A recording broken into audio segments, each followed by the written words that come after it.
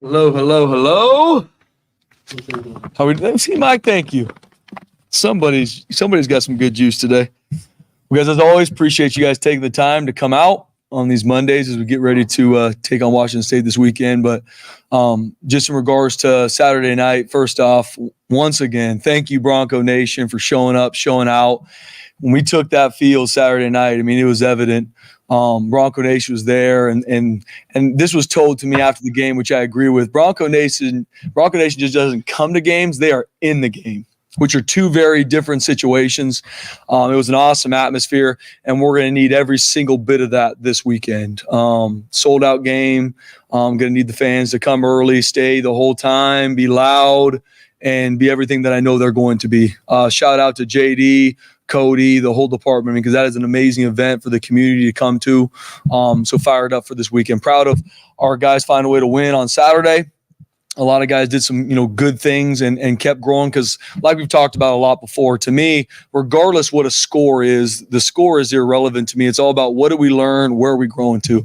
And that's going to be my meetings with our guys this afternoon is, hey, from the game, what do we learn? Okay, these certain things on all three phases. Now, how are we going to get it fixed? Regardless what the score of the game was, you won or you lost, what do we learn? Where are we growing to? I'm going to be very specific in all three phases how we do that because the best teams keep getting better week in and week out. And then the message is going to be the same for our team. I mean, your best is enough. Your best is enough, but your best is required. As coaches, as players, we don't need to go try and do something different. We understand the challenge that's going to be waiting for us Saturday night on the blue, but our best is enough, but your best is required in everything you do. But from the game on Saturday, proud of how our guys took the field, came out, played, a lot to still clean up in all three phases. Some mistakes, some errors that we did that can't happen. We got to learn and grow from that. We got to coach it better. We got to make sure our players understand the plan and execute it. Some guys of note, obviously, we talked about Matt Lauder after the game, a guy that I consistently said is blocking his tail off, not getting the production, and got the production on Saturday. And that's usually how it works. When you got a guy that's all about the team, doing everything he's supposed to do week in and week out, their time's coming. And I'm a firm believer you get what you deserve in the long run. And Matt Lauder's starting to get that, and it's only going to grow. Another shout out to really, our front seven on defense has done some good things through 3 weeks. I'm proud they still got a lot of meat on the bone, a lot of missed sacks on Saturday night. And we obviously understand the quarterback we're going to see this weekend is, one of the most explosive athletes we've seen all year. So we got to improve, making sure we get the quarterback done in the pocket. But I'm proud of our front seven on defense. I mean, Sheldon Newton continues to be a guy that shows up, is a great teammate, works his tail off, and the production is starting to really show up. We were able to play a lot of guys on Saturday, which is huge for the depth of our team. We're a developmental program, getting guys in there, cutting their teeth. So now we've got game reps to coach them on. If it's special teams, if it's offense, if it's defense. I mean, Dylan Riley was on scout team, a week ago. And he's the Mountain West Player of the Week, Mountain West Freshman Player of the Week. That's football. That's what you love about this game. When your opportunity calls, you better be ready when your number gets called. And he was. And there's a lot of guys that did some good things. And we still got a long way to go. We got to keep learning, got to keep growing. We played 3 games. And right now, and I told our team the same thing. Washington State's played 4 games. They had an extra day to prepare for us. We got to be on the hunt. We got to be on the chase right now, and that's a good place to be in my opinion, when you're on the hunt. So excited where we're growing to. We got to keep doing that. I think I saw this is like the second most expensive ticket behind Alabama, Georgia on the secondary market. Like, because so many people are trying to get tickets, it's already sold out. Like, just the excitement level. I mean, when the team ran out for Portland State game, you would have thought it was already packed. I mean, just seeing this increased excitement and I guess leading into this game Saturday with them Wazoo alums that live in the area and stuff. Just how exciting is it, I guess, for Saturday? Yeah, it's a big deal. It's a huge deal for the community and for our players, for our staff. I mean, that's why you come to Boise State, for opportunities like this, to be able to play in front of Bronco Nation, a fan base that is unmatched, number 1 fan base in the country, to be able to take the field in front of a community that loves their team. They're not just going there because, oh, this is what I do. I mean, there's generations of fans and supporters that have been coming here for years, and to be able to go take the field on this past Saturday and this coming Saturday, it's a huge deal for our team, our fan. There's some new coaches on our staff that the first time obviously playing a home game was on Saturday, and talk with them after. It's everything you think. And even for me, I've taken the blue a lot for home games. It was a special moment, taking the field with our team for the 2024 campaign. looking at it, prior to the season, having the last FBS team to have a home game, I think the longer we waited even made the anticipation even more. But so proud of even the administration, the staff, JD, Cody, putting together all our external team. I mean, it was an amazing event. There were some things that happened that guys would ask me, I'm like, I wasn't thinking about that. I was probably chasing a player down to get something fixed in one of these timeouts, but I just heard that it was an amazing event for fans, for supporters.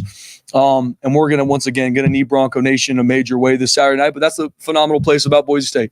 You come here to play in these games. You come here to find a way to win these games. And that's why you come to Boise State. That's how this place was built on, was a blue-collar team that found a way to outwork people week in and week out. And we got to continue to do that. Spencer, being ranked, was it ho-hum upstairs in the office or just another step in the process? Or how do you? It's another step in the process, Mike. I saw it. Cool. We got to keep learning and growing. We played 3 games. And that's what I'm going to tell our team. There's a lot of pub about this game, and I get it. That's the reality of it. Huge game, college football playoff, top 25, blah, blah, blah, blah, blah, blah, blah. It means nothing. We got to keep learning and growing. We have a huge opponent. This is the biggest game of our season because it's the next game. It's the biggest game of our season because it's the next game. And that's what our focus is. It's all about the process. For me, it's all about what do we learn, where are we growing to. Being ranked, who we're playing, we don't focus on those things. It's how do we continue to be our best every single day because it's required.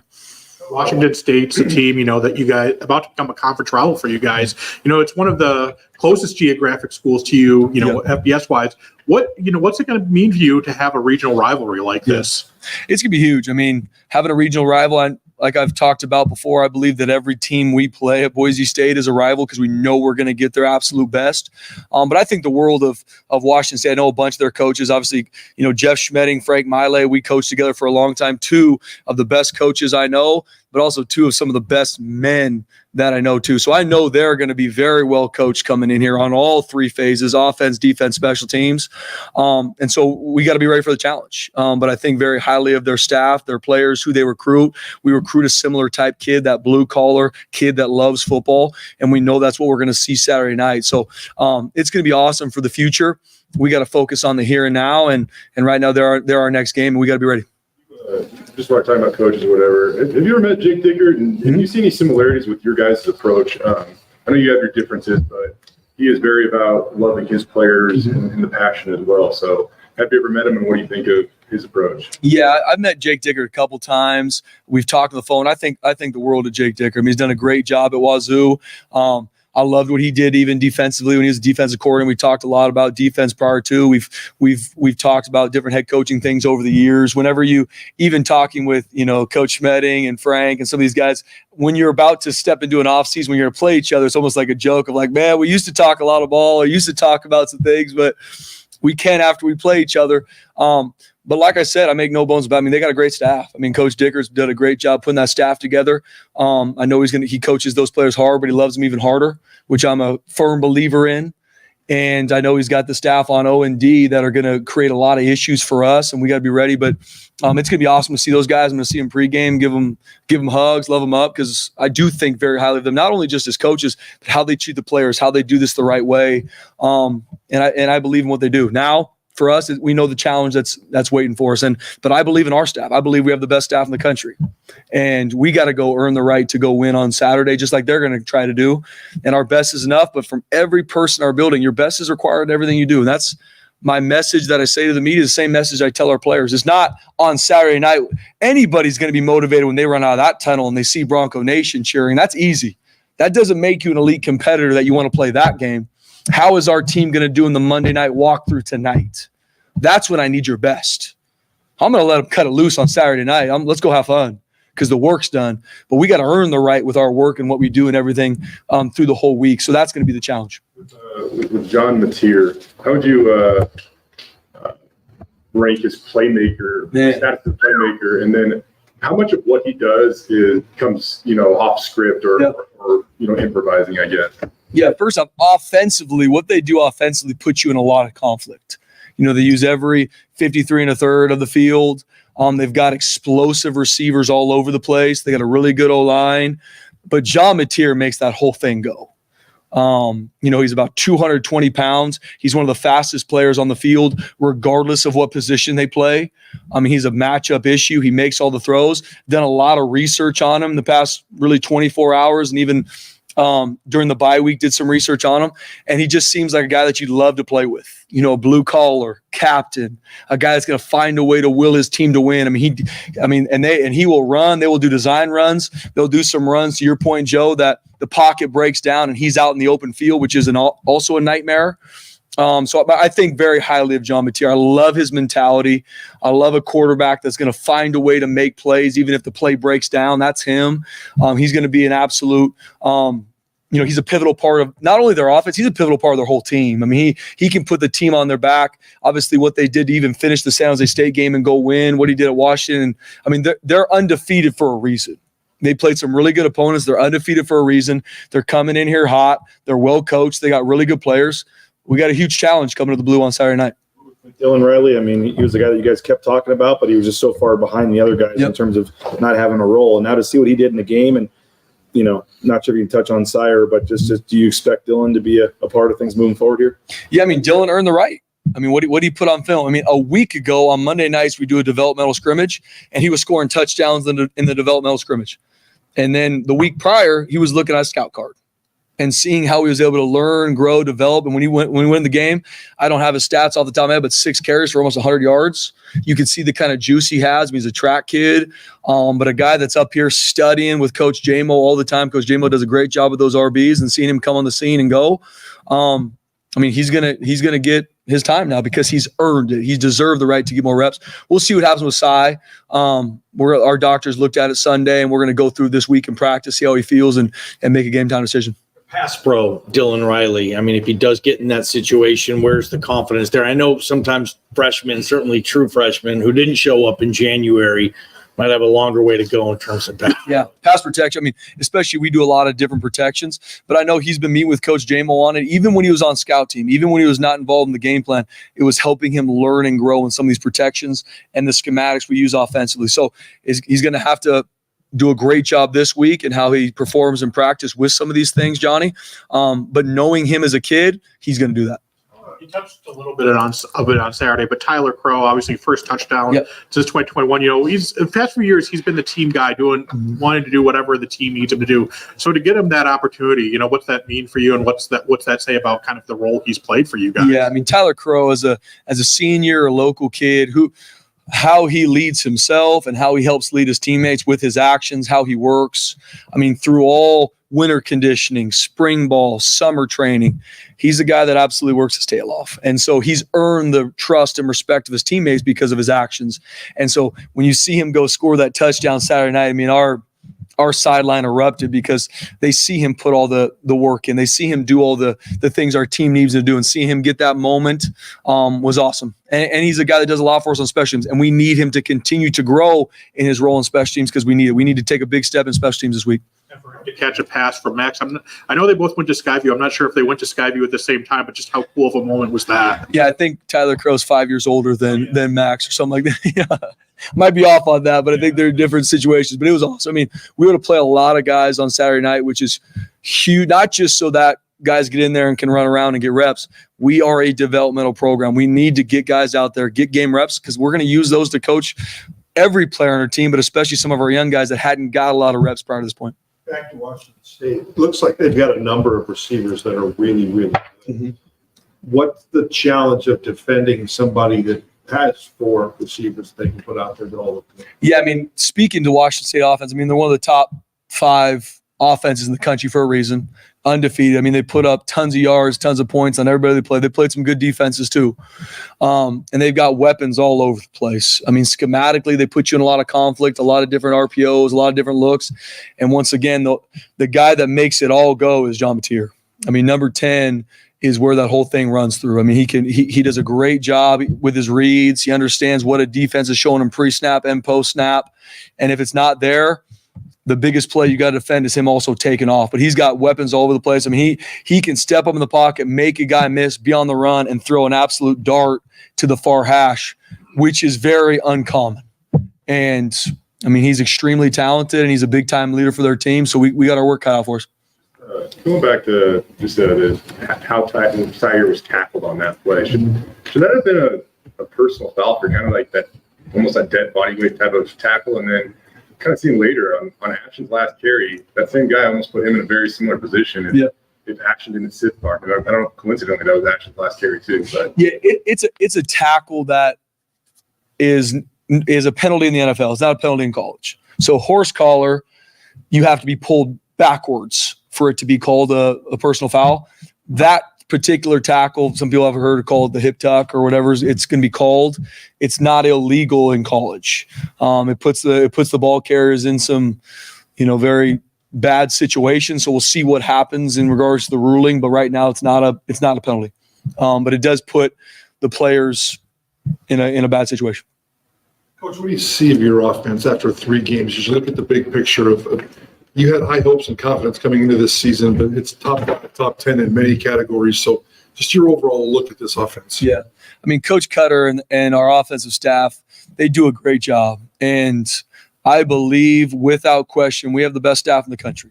Not only who they are as football minds, putting our players in schematic advantages, but how they love these kids, hold them to high standards. I mean, if you guys see what I see, the amount of meetings from academics to life outside of football to the one-on-ones, checking in on, like, this is a staff that loves their players. I mean, and that's a non-negotiable for me. To come here, you got to love your players, and that's an action. That's sacrifice. It's also telling these young men the truth, what they're screwing up, what they need to grow in. And you can see that connection from, just speaking about our offense right now, they've been extremely explosive. We are going to run the football. I believe in that being the mentality of our team. We're going to line up and we want to enforce our run game on a defense. And then you can see the explosive passes we can get once you establish that run game. Starts with our offensive line. Yeah, some guys are banged up. Hopefully we get some of those guys back. But whoever's up, that's the standard which we play offensively. We got a lot of weapons. And Coach Koetter's done a great job moving the wealth around, getting guys different looks, the ball in different situations. And Maddox Madsen's played really well. He did a really good job on Saturday. He's a redshirt sophomore. He's going to keep growing, but he's an elite competitor. He preps the way he needs to play successfully every single day. And he's only going to continue to get better. And he did some really good things on Saturday night. But very proud of our offense. There's still a lot of meat on the bone. And I know that's what I love about Coach Koetter and our staff is they're focused on what we need to grow in. Not look at all the amazing things we've done. Yeah, that's good. We can build on that. But where are we growing to? And not sitting around after 3 games patting ourselves on the back. Because the more you do that, and I'm a firm believer, the more you pat yourself on the back or get pat on the back, that chip on your shoulder starts to get knocked off. And that's what can happen. Randolph and Carry On and Caples, you expected to see any of them on Saturday? Right now, we're going to keep working through it. Yep. Going to keep working through it. Our trainer's doing a really good job. We're going to keep working through it. Madsen to Camper. This is 3 weeks in a row. I don't think it's a coincidence anymore. Madsen's told us he picks him up every day in the building. Like, what have you seen between the connection between that particular quarterback and that particular receiver? So it looks like we're seeing it every Saturday. First off, just talking about Cam Camper, Johnny, a guy like we've talked about before, missed all spring ball due to injury, missed really the majority of summer training because still rehabbing from the injury. Really comes on the scene in fall camp. All right, Cam Camper, what do we got? And a guy that since he's been here, has been early to everything, lives in the training room, does everything we need him in the weight room, was just in the film room when I walked down these stairs. So that's who Cam Camper is. So some of the stuff he's doing now is not shocking for the staff because we've seen him continually work to grow and develop. And Maddox saw it too. And he's a guy that on their own time in the summer would come find me and say, Coach, I'm throwing the ball a little bit this afternoon with Cam Camper. He looks really good. I haven't seen him catch a ball to this point. But Maddox is with him saying, man, Cam Camper's done some really good things. And so as he continues to come on the scene, that is earned through the work that he's put in with Maddox, and they've got a really good connection.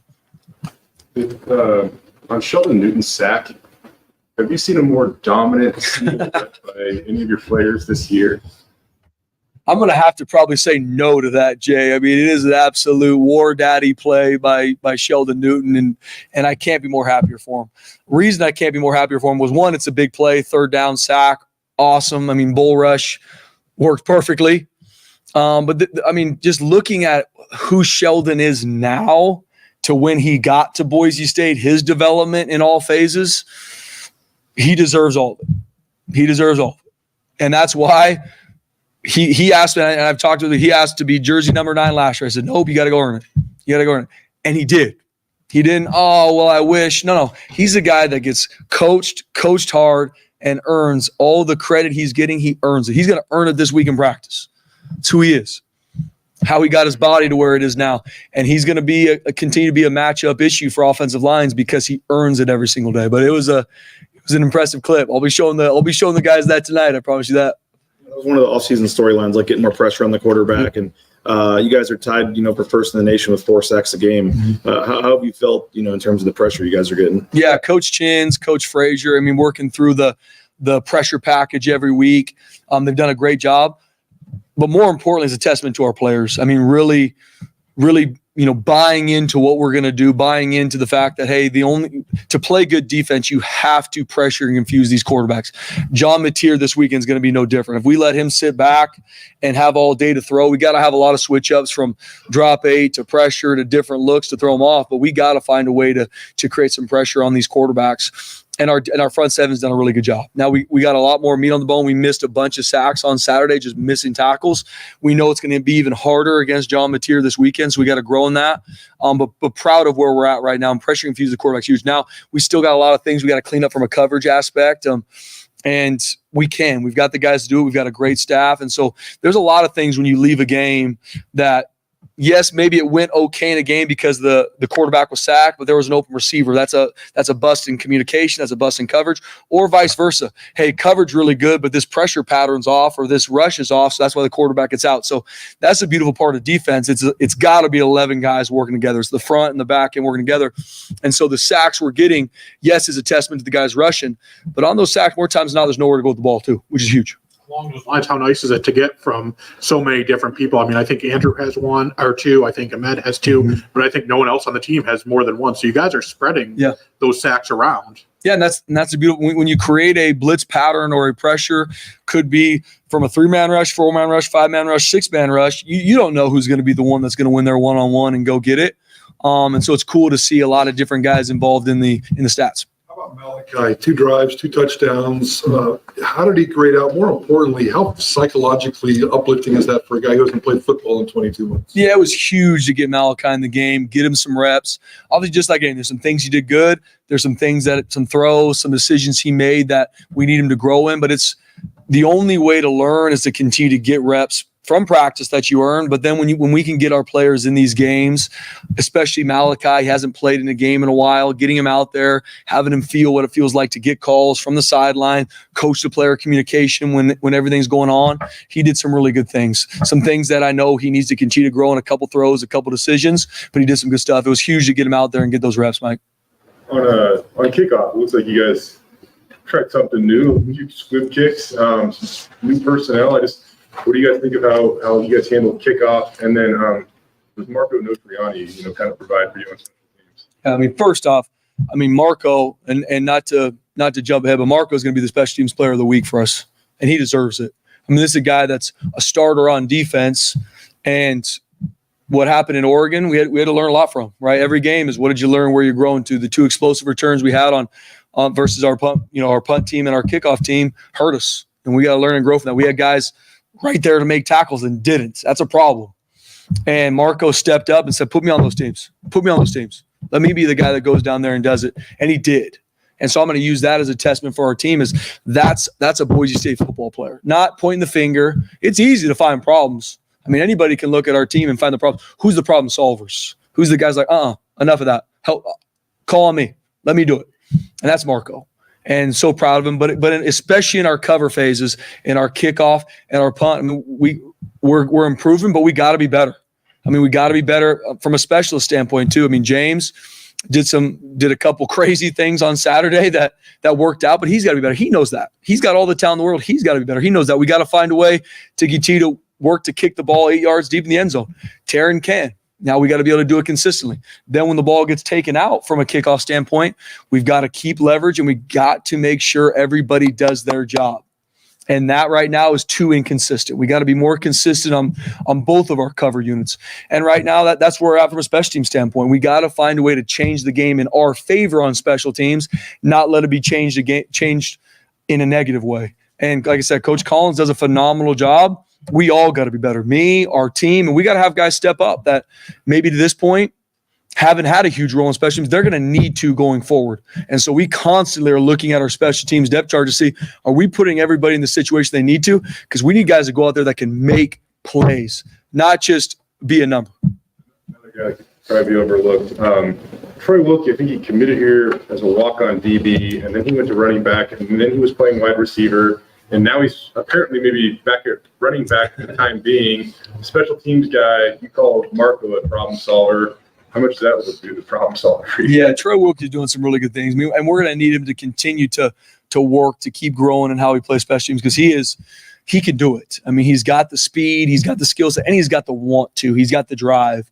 And I mean, he's going to be a really good asset for us on punt return. I mean, he can go work to block kicks. He can do a great job in hold up. We're going to try and find a way to get him even on more. And that's a testament to a lot of our players. We've got guys that want to play more. We've got guys that want to play more on special teams. They have to perform in practice. And so even tonight, we're going to do some more, like I talked about, some special teams competitions. Okay, you think you can run down on kickoff? Here's a one-on-one kickoff drill. Get off that block. Film doesn't lie.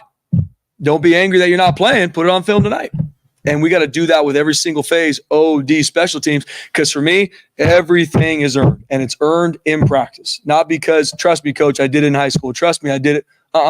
Do it in practice. And that's what we need to do across all 4 phases of special teams and on O&D. And that's the message always to my team is that. What a guy like Bates do to earn that opportunity? Yeah, perform in practice. And a guy that since he came here, came in June. We had a lot of freshmen early enrollee. Him and Dylan Riley didn't. They came here in June and kept working, kept getting better, even going through our whole freshman bridge program. Handled it the right way, handled his class the right way, learned the offense.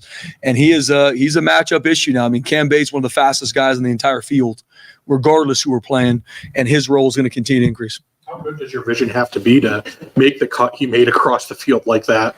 It's got to be pretty big time. I mean, I know from my vantage point in the game, I'm like, don't cut back. Yes, I'm glad you cut back. Great job. We taught him that. No, this is just – he's one of those guys that with the ball in his hand, he's got great feel. He understands how defenses are trying to cut him off, and his role is going to continue to increase because of it. With that, I know we talked to you a little bit about it after the game, but I mean, knowing, like, I guess maybe the best way to say it is kind of calibrate his workload. Like, in the fourth quarter, we got to the Georgia Southern, you were able to go to Zaire. Mm-hmm. Against Oregon, dude was on the field for like 90% of your offensive snaps, and then takes all the entire second half off. Like, how much of a luxury is that and to pay attention to, taking a little wear off him if you can. Yeah, I mean, with Ashton, more than just who he is as a running back for our team, and obviously one of, if not the best player in the country, he is such a huge leader on our team, undoubted the leader of our team. And we got a lot of guys that are leaders on our team. He's the alpha on our team. That's earned. That's earned in how he works. He gets a lot of praise from the media, a lot of praise from outside sources. But he's also one of the first guys here in the building. He's one of the last ones to leave. So the stuff that he gets from our team leadership-wise is earned in how hard he practices. So in games, who he is in regards to being a matchup issue for defenses, he's always a point of communication. I always know going into a game, what's it look like? Depending how a game goes, what's it going to look like, so that we're proactive and not getting into any game trying to figure out it in game. So we went into every single game knowing, hey, regardless how this goes, is kind of what we're thinking for Ash, and this is going to be a situation where we'll pull him out. But he's also our guy. I mean, he's our war daddy. I mean, we're going to keep feeding Ash and Genty because he's a matchup issue for defenses, and he's the leader of our team. I mean, and that's what it is. All right, thank you.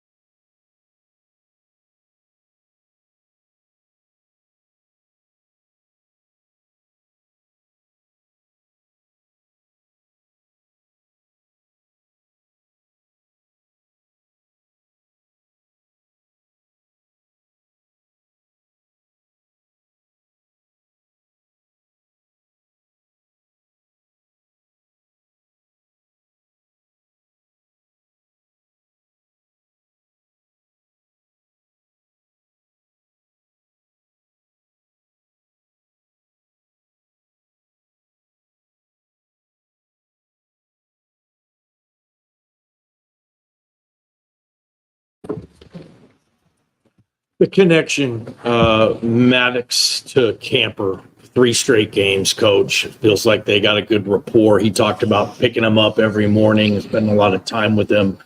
What have you noticed? And is that connection, a special one developing between those two? I don't really know about the connection as much as just Cam Camper's a good player. I mean, people didn't know much about him. I didn't know much about him because he didn't practice all spring and most of fall camp. So seen some of his tape from Indiana. He's just a good player. He's a good route runner. He understands football, kind of knows how to get open. And it seems like he's always got a little bit of an extra gear. He's long.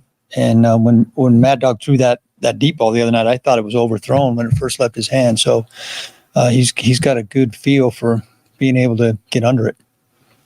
How impressive was what Dylan Riley did? Yeah, it was real impressive. But I had told a couple people before the game, if he gets in the game, watch out for this guy, because he's been doing that in practice. It's practice, so the tackling's not live. But we kind of seen that before. We're already deep at that position, or going into the year we were really deep. Injuries at running back tend to take their toll. But we had a feeling if he got in there, he'd break one at some point. Is he a guy you think, not on what's going on with the other guys, but he's a guy you think if you needed him to be a key piece here now moving forward, he's ready for that? Definitely. Yeah. I heard Bruce Arians say once, there's a touchdown on every play. You just need to find it. You guys have had 4 one-play drives this year. What's that say maybe about the explosiveness of this offense that, you can hit a home run on the first pitch if you need to? Well, I think a lot of that has to do with the runners. I mean, those, Ashton's pretty special guy. So I think 3 of those 4 home runs were him. And I think he's just a special character. Yeah. We're calling downhill runs, and we're not expecting 75-yard runs. We'd take 4-yard runs. You guys, you look at like your red zone efficiency, your third down efficiency, your overall production in terms of points and yards. For you, is there like a true measure for you outside of points? Obviously, do you kind of look to or cling to that will suggest this is where we need to be? If you study it, the things that lead to points, obviously not turning it over, explosives, red zone touchdown percentage, third down conversions, sacks. We have been extremely lucky, if you will, or extremely productive, or extremely efficient, some combination of those 3 to this point. It'll be tough to keep it up at that same percentage, but we'll sure try. Tyler Crow had his first touchdown in 3 years. Just, in the 3 years since, he's been doing a lot of big things for the program still. What's he meant for this team?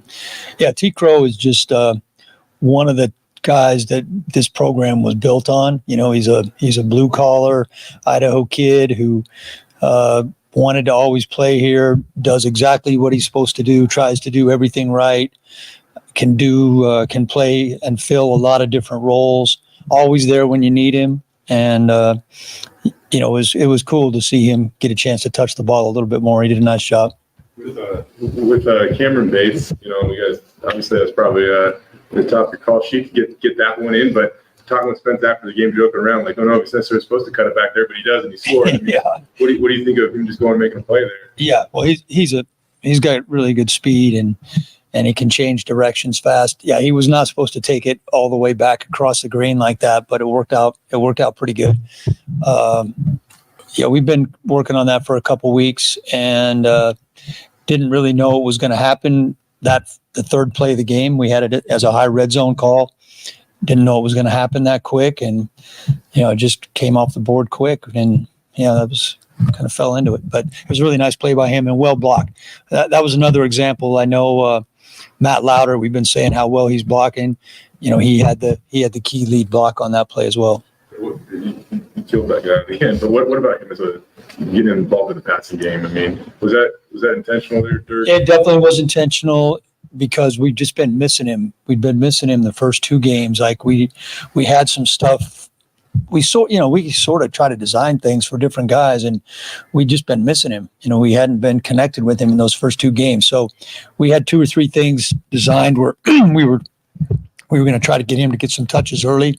I wasn't necessarily planning on 6 in the first half, but it did work out that way. Your O-line, I mean, the way you're running the football, you've only given up 2 sacks. I mean, given the injuries and stuff, how impressive is the O-line play been? Yeah, I want to start on that sacks thing. First off, to have 2 sacks in 3 games, and one of them was a coverage sack where Mad Dog ran it and was for a loss of 1. And then that second one the other night was when we had our second group in there, and the left tackle, that was a mental mistake, not a physical mistake. He just slid to the wrong guy. So when you can run the ball, it makes protection easier. And so to exactly to your point, they're doing a fantastic job of run blocking. Being able to run the ball helps our pass blocking.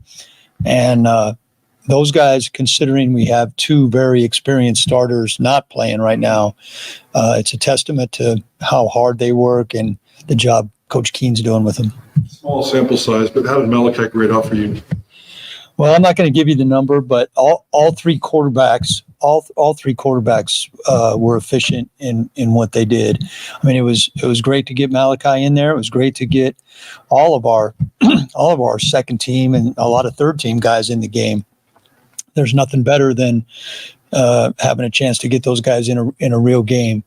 And Malachi made one of the best plays of the game on that 3rd and 24, whatever it was. That was a beautiful throw, great read. He also missed a couple of throws that he can make. Back to Matt Lauder to be able to come back from that fumble and, score a touchdown the next drive. I know, next play mentality is what you guys have. Is that just something that you get as you play more football and you become more of a veteran? I'm not sure where it comes from. I mean, it's not the easiest thing to get. And, we do talk about it a lot, and I don't know if you ever really fully have it, but I think if your team's having success, that makes it a little bit easier. Sure. How much do you know Troy Wilkie? And just like he's been like he's a walk on. He's moved all over, played numerous positions, and then woke up at the end of the game, and he's getting carries again. Like this, he's on scout team. Like I mean, yeah. Going back to when we were talking about Tyler Crow, Wilkie's in that same group of guys, and the way the game shook out the other night, Wilkie's been playing mostly wide receiver in practice and playing on scout team, but Breezy was only available in an emergency. He dressed out for the game, only emergency. And then we lost Sire, and Dylan had already played a lot. T. Crow had already played a lot. Ashton was done for the night. So I got on the phone with Coach Montgomery, and I said, I get Wilkie ready, see what he wants. And Jimmy got back on the phone with me and said he likes Seattle and Oakland. Those are our 2 outside zones. He likes Seattle and Oakland. So we ran 6 Seattles and Oaklands, and he did a good job. Yeah, it was cool to see him get in there. What do you see from Washington State's defense? Yeah, they're good. They're very well coached. Obviously, Coach Dickert being a former D coordinator, they take on his persona. They're fast to the football. They really run to the football well. They're a good tackling defense. I think they have 2 real good D linemen and 2 really good linebackers. So this will be. I'd say it's a defense that's on par with Oregon, very, very similar to the defense we played at Oregon. all right, thank you. Thanks, sir. Thanks, Coach. Thank you.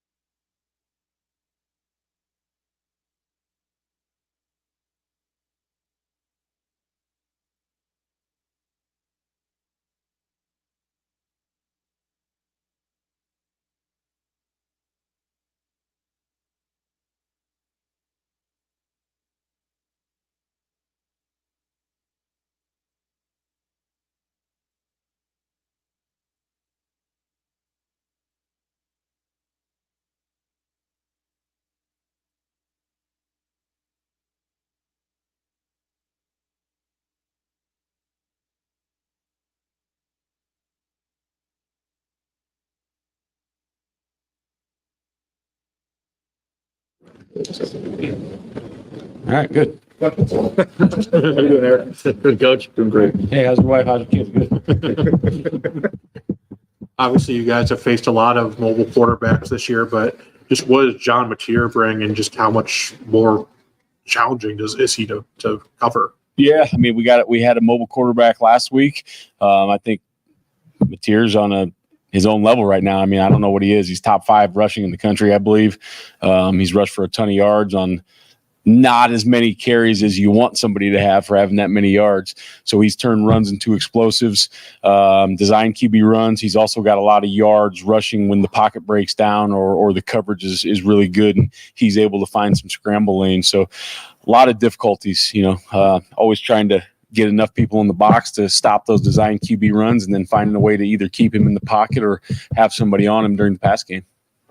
How much of what he does, especially with his legs, isn't necessarily designed, I suppose, or is him kind of improvising? Yeah, I mean, you look at it, and it happens both ways. They do definitely have plenty of design QB runs, some QB counters, some draw game, some read option stuff where he can pull the ball, and then, like you said, pocket breaks down and he can just make it happen. Extremely good athlete. He got in the game last year and played some other positions, so he's a good athlete. I mean, he's like 220 pounds, so he's put together well. He runs the football hard. He's like a running back once the pocket breaks down. You guys are tied for first in the nation in sacks per game, before. How do you like the pressure you guys have been getting on the quarterback? I like the pressure. I wish we would have a few of those sacks back, So I think we need to work hard this week on making sure that we're taking good angles. We're getting to the near hip when we get in that pocket. Obviously, you get pressure with big guys up front, and they aren't as great in space as the littler guys when they're trying to make tackles, but our job is to make sure that we can get them in drills and get them in the right leverage to make those plays. So I guess happy with the pressure, not happy with the amount of sacks that have come from the pressure we've gotten. Have you seen a more dominant in-game rep by any of your players this season than Sheldon Newton on his sack? I don't know. I mean, you watch that one got highlighted because he got the sack. We'll say that. So a more dominant highlight, probably no. But there's things that happen in the run game where a D tackle or a DN purely dominates an opponent, and that never gets shown on Twitter or whatever. There's times where a DB, a corner, a nickel, a safety completely smothers a guy, and that never gets shown on a highlight. So there's been a lot of guys that have had a lot of great reps. Sheldon just happened to be a great rep with a highlight-worthy finish. So probably the best highlight so far. I didn't even know the beginning of that, though. I mean, he killed that guard. Yeah, and that's what I'm saying. Same thing as you are. Like there's times where it's inside zone, and Ahmed and Herb or Brax or JV, like they just condense the C, the B, and the A, and that just never gets shown. You know what I mean? Or there's times where the DBs on some of the pressures we've gotten, they've just completely wiped one side of the field out, and it's allowed us to get the pressure. So, like once again, the most dominant highlight, yes. Maybe not the most dominant rep. Seeing how it's more than 2 or 3 guys getting the sack, how encouraging is that to you that, you guys have multiple guys that can go there and get those? Yeah. And I think you're never a good pass rush team unless you work together, and being able to rush together up front and being able to work with the coverage. There's times when, if you're going to be a good pass rush team, there's times when the DBs are definitely in conflict back there when you're bringing an extra person to the party. There's also times when the front's in conflict if you're rushing 3 or 4 and you have a mobile quarterback and you're putting more guys back in the zone. So everybody understanding who's in conflict, what has to happen on each defense, that's when you become a really good pass rush defense, along with really good pass rushers, right? And I think we do have good pass rushers. I think our edge guys are really good players, and I think our inside guys are coming along. Andrew Simpson, he's got 3 forced fumbles this season. I think he had 2 in his career before this year. Just what can you say about his improvement so far? Yeah, I think that we've been working hard on the takeaway circuit. Andrew definitely has a knack for that. Like, you guys have been doing this a long time. There's, Charles Tillman. There's just guys in the NFL. I can't remember the linebacker for the Colts a couple years ago, but there's just guys that have that knack, and we're working hard at it team wide, and we've had some good ones from other people, but he's just got a knack for punching the football out, and he works hard at that piece of it. And you see a lot of those in practice, whether he gets them or not. Like, he's getting that extra punch in practice, and sometimes it comes out, sometimes it doesn't, but he continuously does it. And usually when you have enough attempts, good things happen. I was asking him last week just what his motivation is to, keep getting better, keep going. He told me he was first in his family to go to college for football and whatnot. Just what you see in guys with Andrew, maybe other guys, when they're the first in their families to be doing this kind of stuff. Do you see it as extra motivation? Yeah, I do. I mean, we talked about it the other day. It's, it's changing for generations, so the first in your family to go to college, the first in your family to play football, potentially the first in your family to play professional sports and or have that degree and be able to do whatever you want in business or other endeavors post-football. But that means a lot. But with that, like, I don't like doing paperwork, but I have to do it because I love coaching football. Right. Some guys don't like doing certain pieces of the football or the academics, but they love football. They love being on a Saturday. They love the end result. So it's about doing what you have to do now for what you want most in life. It's not about doing what you want to do in the moment, but it's about figuring out what do you want most in life and doing whatever it takes to get there. And I think a lot of these guys are realizing that. That team you were on, UCF, defensive coordinator, undefeated, all that. Is this team on that level better? Yeah, definitely on that level. It's different. Every team you're on is different. I think there's some similarities where it's coming together. It's evolving. It's on the upward trend. It's not plateauing. That team at UCF took a while we had some new players in place, took a while to figure out exactly what team were we? What do they do best? How can we operate the best? And there's a lot of things that go into that, so won't bore you with that. But I think this team is on the same trajectory right now. And on Saturday, and obviously this Saturday expected to be ramped up a little bit, with Wazoo, and just as a defensive coordinator and a defense, how nice is it to be able to feed off that home crowd? It's awesome. The night atmosphere at Boise is probably, I don't know if I've been around much better. I know I haven't. I like to kick off early because I don't like to be up super late, but I know the guys love it. The guys love the crowd. The crowd was awesome. The biggest probably downfall for me going in the box, which is selfish, is like I don't get to be out there on the field anymore because that was really cool last year. Although when the lights went out, it was hard to find people, but what an atmosphere. The crowd is awesome. They've done an unbelievable job. They always have. I mean, the amount of penalties we get from another offense because our crowd is so loud is remarkable. The light show, the scoreboard, the new speakers, the fireworks, what an environment. What an awesome thing for our kids to get to play in front of, and also for the other team to get to play in that atmosphere too. But it's unbelievable. With Marco signing up or volunteering to get back on special teams, I mean, that's your starting linebacker right there. So what was your reaction when you kind of heard that? I think it's awesome. This is a team game. Special teams is important. And for guys that want to say, you shouldn't save it for defense or offense. We need everybody on every play, and we need the best guys out there. And if that means starters got to go out there, then starters go out there. And let's play football. But I think Marco is mature enough. He's wise enough to understand that special teams is so important that whatever it takes, we need to get it done. So I'm really proud of him for doing that, and he'll play really well wherever they put him. Coach, a lot of the talented DBs you have in the room there, no picks yet. How chomping at the bit are those guys to get one, and what's the celebration going to be like when you get the first one this year? Yeah, I'm a little worried about the celebration because it's been a while coming. They've had a lot of time to think about it, but Yeah, they were talking about it. I really thought this week would be the week, where you might get one, just because it's been building and we've been real close on some balls, and we got close to a couple, Saturday night. It just hasn't happened yet, and I'd love to be able to tell you exactly why. We need to attack the ball a little bit better in practice, in my opinion, because guys are in some positions to make those plays, but I definitely think they're coming. I definitely think they will come. They need to come if we're going to continue to progress like we want to. And like you said, we got talented defensive backs, so their time's coming. Anything else? All right. Thank you. All right, guys. Appreciate it.